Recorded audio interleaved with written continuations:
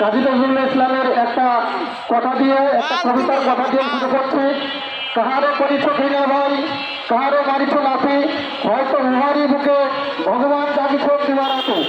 আমি শুধু এতটুকু বলতে চাই, পৃথিবীর কোনো মানুষকে অবহেলিত রেখে, নির্যাতিত রেখে, অপমানিত করে, অবহেলিত করে কখনো কোনো দেশ, কোনো জাতি, কোনো সম্প্রদায় সমৃদ্ধ হতে পারে না।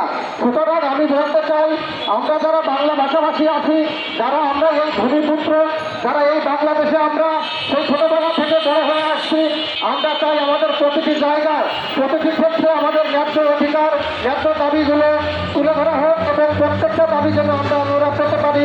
এই আশাবাদ ব্যক্ত করে আমি আমার বক্তব্য শেষ করেছি। জয় হরিচাঁদ, জয় গুরুচাঁদ। আমাদের আজকের সমাবেশ একেবারে শেষ পর্যায়ে।